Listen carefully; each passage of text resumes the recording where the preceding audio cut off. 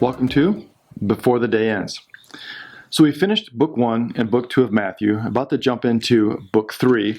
And as a review, a few themes we want to be careful to kind of remember. First, Jesus is creating a new community, much like Moses. And so Matthew compares Jesus to Moses throughout his gospel. Moses set God's people free from slavery in Egypt. Jesus will set God's people free from sin. Jesus, as such, had authority from God. And that was a little bit different for a lot of folks to understand that Jesus had this kind of authority over nature, the supernatural, authority to forgive sins on earth. And so we'll see that being a problem for Jesus as he moves through the gospel because of this authority that he's been given by God. Now, as such, we then are to follow him based on his authority. That authority calls us to account. And so we are to then continue the mission of Jesus by his authority. And so one of the things Matthew does throughout the gospel is he has a distinction between those who call Jesus Rabbi and those who call Jesus Lord. Those who call him Lord, or in Hebrew, Adonai, Kurios in Greek, are those who follow him, those who engage his authority, who have a relationship with him and trust him.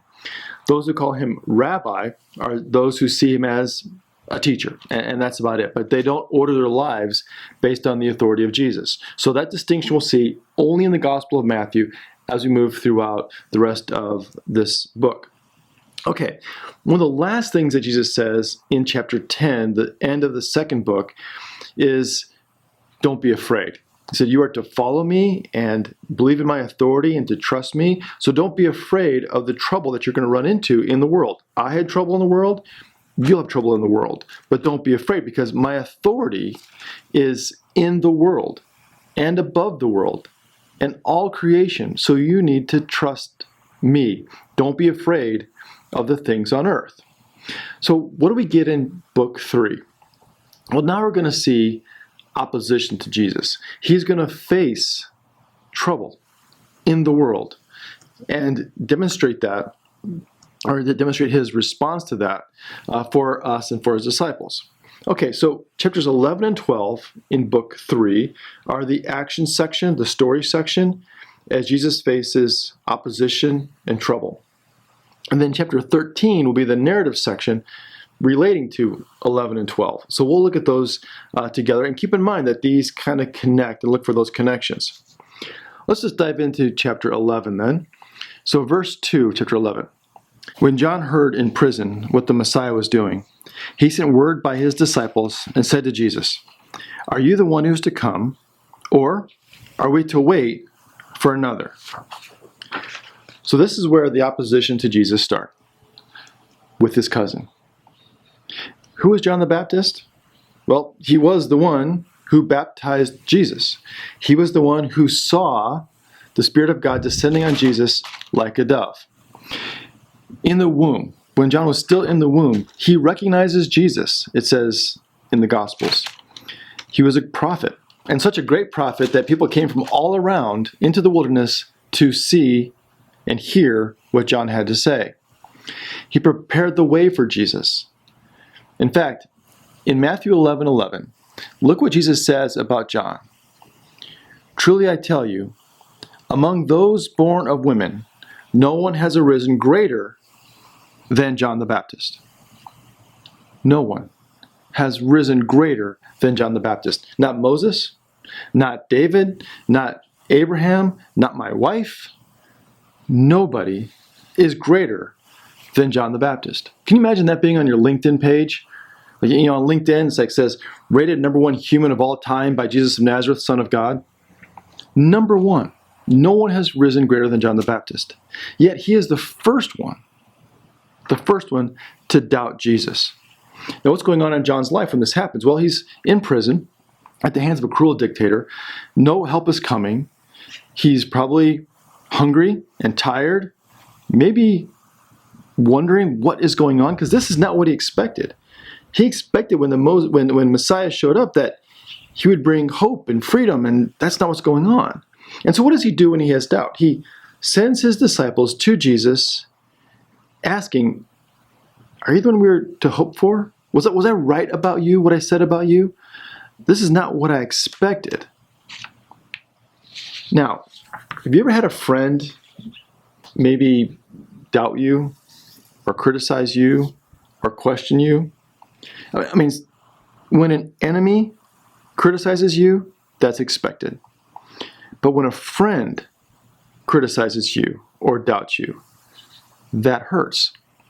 And so it wouldn't be surprising if Jesus were like, John, were you not there when the dove descended on me? Were you not there when you heard the voice of God saying, I'm his beloved?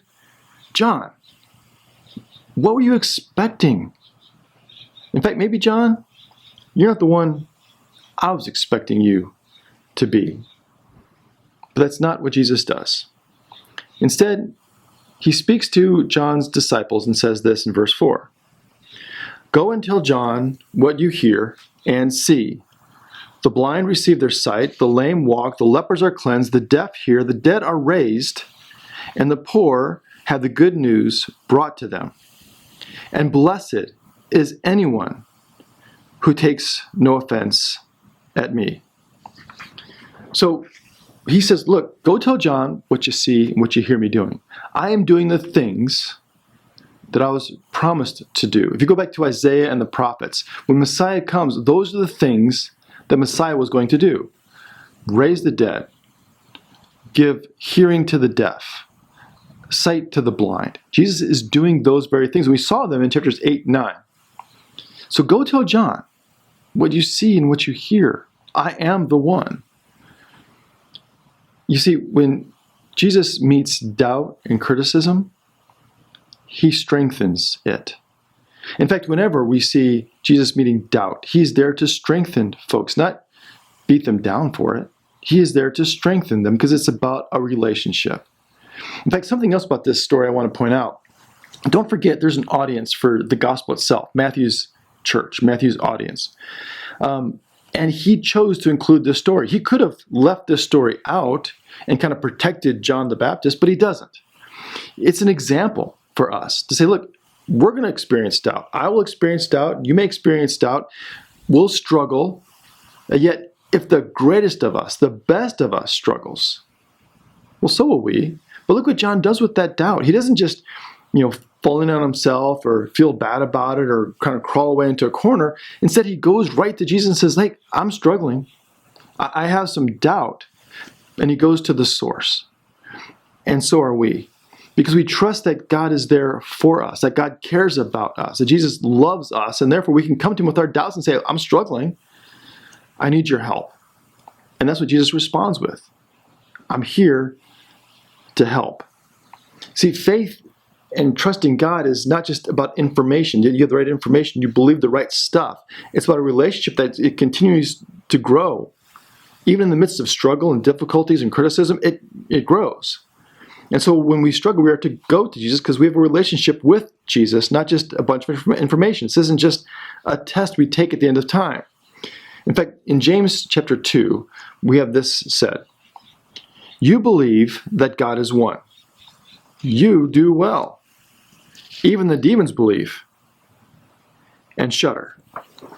So James says, do you believe that God is one? Great, that's fantastic. The demons believe that too. And shudder. Why? Because they don't trust God. They don't trust in his authority. We do. And so it's not just about the information. It's about how we live our lives. So that means when we run into times of doubt and uncertainty, we are to run back to Jesus and say, look, I'm struggling. We trust him. We trust in his care and love for us, that it's okay to talk to him about things that are not going well, that those moments when we are struggling with the dark night of the soul. And like we said, even the best of us have had those same moments too. In fact, Jesus is not going to define us by our failures. He wants to see us succeed and grow if we trust him.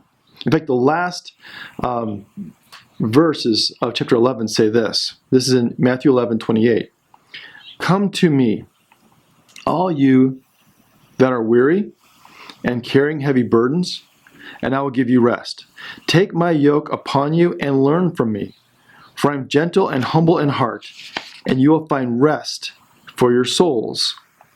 My yoke is easy and my burden is light. Come to me, all of you who struggle, who have doubts, who have criticisms. Come to me. It's an invitation. It's not, hey, get yourself right and then come. It's like if you're struggling and you're in that dark night, come to me. My yoke is easy and my burden is light. Will it be difficult? No, but he'll be there to help us carry it. See, criticism doesn't change anybody, and Jesus knows that. Instead, he responds to us in our guilt and our shame at times. He responds to us with love and care and compassion, because that does change us. It does help us grow and become closer to him and his kingdom. So remember that. Maybe this week you run into those dark nights or those doubts or those criticisms. That's okay. But take those doubts and those criticisms, as John the Baptist did, take them to Jesus. Talk to him. Pray. Spend time in his word so that you can grow and remind yourself of the great things God has done and will continue to do in our lives. Yes, we'll have dark nights, but the morning always comes. Hope you have a great week, and we'll see you again before the day ends.